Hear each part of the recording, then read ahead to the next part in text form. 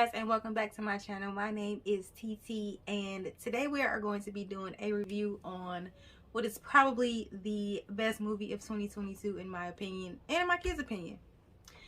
If you are interested in seeing a review on the movie Turning Red, then stay tuned.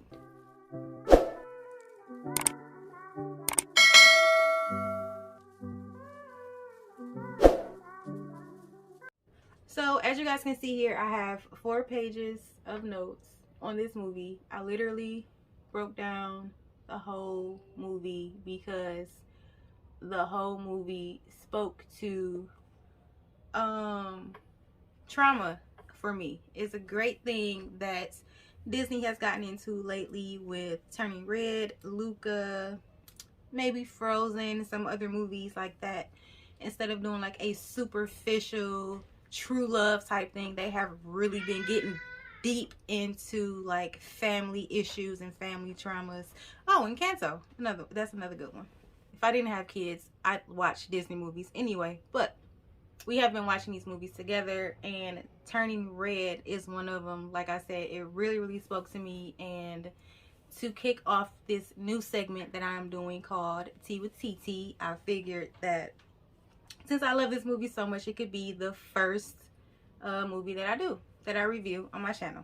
So I'm going to start with an overview of the entire movie. So the gist of the movie is it's about a 13-year-old girl. She's coming of age, and she is, of course, around that age, feeling grown or more of an adult. You know, she's starting to feel herself, smell herself. There are boys, there are friends, there are things that she wants to do, places she wants to go. When the movie first starts, it immediately talks about children honoring their parents. You know, how we should basically do whatever it is that our parents ask because they gave birth to us and they take care of us and all of that wonderful stuff.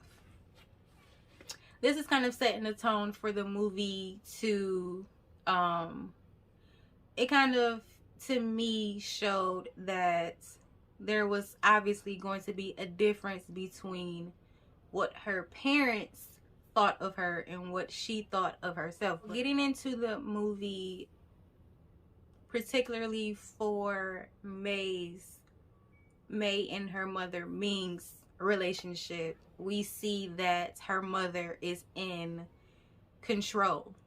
When she comes in with her grades, she's like, you know, you're doing great in school now, you're going to be this huge figure later.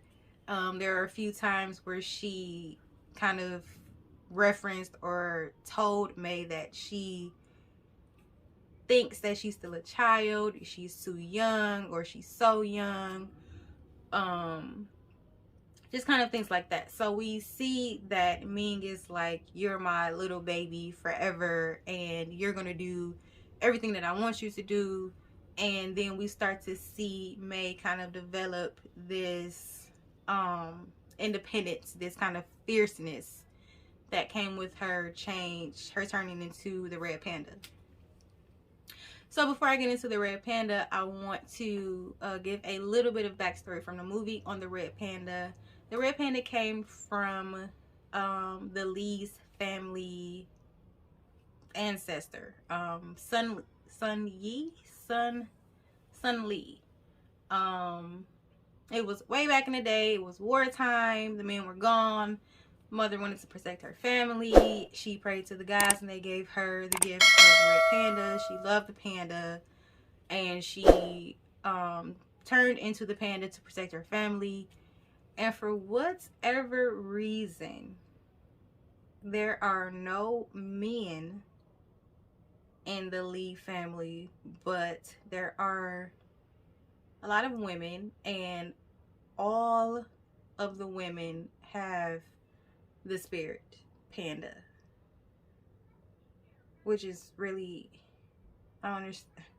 I mean, I guess so. There are no men, and all of the women, the aunts, the grandmother, the mother, the daughter, they all have the spirit of the panda. The panda released itself within May by May was in a very emotional state.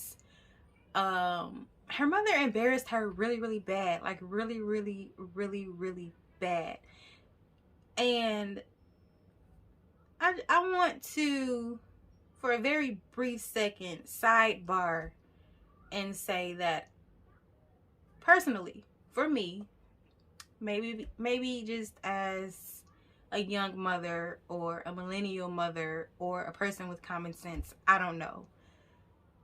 At some point, obviously, May's mother was 13. She did like boys. She actually almost took her mother's eye out over her husband. So why Ming would, or any parent would find it necessary to embarrass their children that dramatically has always been lost on me. And this could just be a little piece of my personal trauma with my mother growing up, how she handled situations with me. But it was just,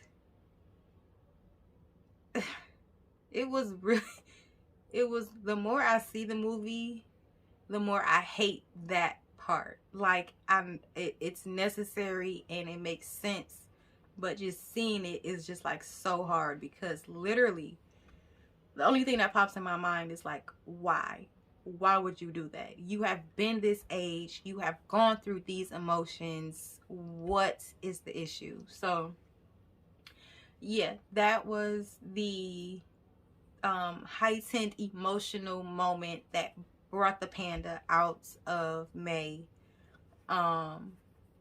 So she had some sort of ancestral spiritual dream that released the panda, and then the next morning she got out of bed and she noticed that she was this big, hairy, smelly animal. And of course, like a 13-year-old, her instinct was to try to hide it from her parents. That then got mistaken as her being on her period or her menses. So this part I loved. It was a very short segment about a young woman getting her menses and her mother completely taking care of her. She had a library of pads. She was all over advice. She was comforting, all of that. But then of course later that day when she got to school, there was another embarrassing moment with her mother, and then it caused her to transform in front of her mother. So her mother immediately knew what was going on. And then when they finally came together, of course this is a moment where Ming is, after May finds out that they knew about this type of thing all along and they just never said anything to her, she of course asked her mother why, and her mother of course is like, well, I thought I had time, you're young. Again, you know what these 13-year-old feelings feel like. You know what they are. What do you mean I'm too young? You thought I was too young for boys. You thought I was too young to get my menses. And now you think I'm too young to know this huge family secret that will impact me. The dynamic that I love, that I think Pixar, Disney Pixar, or whoever it is, really brought forth with Ming's character is how sometimes as parents can be present but not really there in the moment to really understand what it is that their child is going through or feels. Again, just completely ignoring the fact that they have been that age before. I don't know why parents think that their children would just kind of skip over everything that they did, or why parents think that their child is just too good to be a child at that age. Digressing back to the movie, we find out that the ritual for May to seal her panda is a week before the Four Town concert, which is a boy band, very popular boy band that May and her friends love. So they essentially just kind of hustle the panda because everybody loves the panda. The panda is so cute and furry, so they're hustling the panda to raise the money because, of course, their parents won't give them the money for the tickets or just flat out said no. So they're like secretly making all of this money for tickets for the concert, and we get to a point where May's grandmother and her other elders come into town, and they're there to help with the ritual, help May seal her panda. And man, judgmental is definitely the first, second, and third thing that comes to mind, because how many of us have dealt with family members, aunts, uncles, cousins, whoever? They're just like extremely judgmental and for no reason to no end.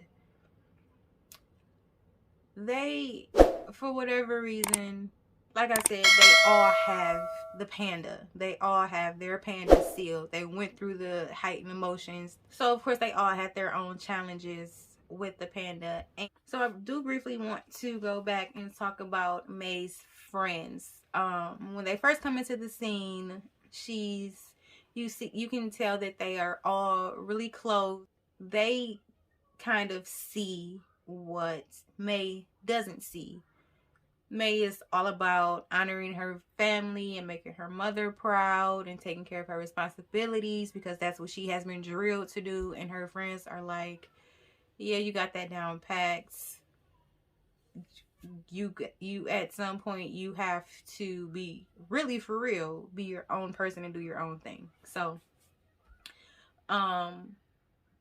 what I love about her friends is that they are super protective of her, especially after finding out that she could actually even turn into this panda. When they first found out that she was the panda, of course, naturally they freaked out a little bit, but after they were able to calm their heads and collect what was actually going on, and they kind of knew the severity of the situation, they were able to calm her down, and they are the reason that May can control her emotions. I mean, because your friends, they see you differently than your parents and your family does. They know everything.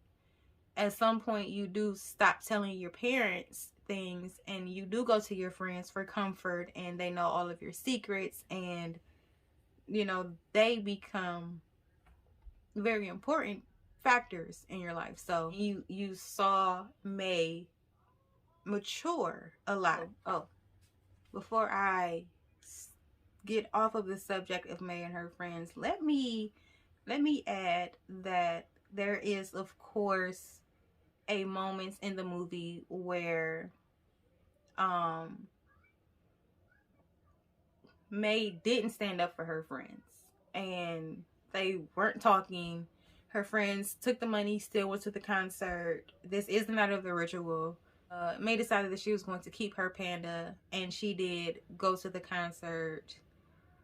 And there is a moment before anything else could happen, before the concert could start, before they could be friends again, before any of that, there was a moment of accountability on May's end for the role she played, and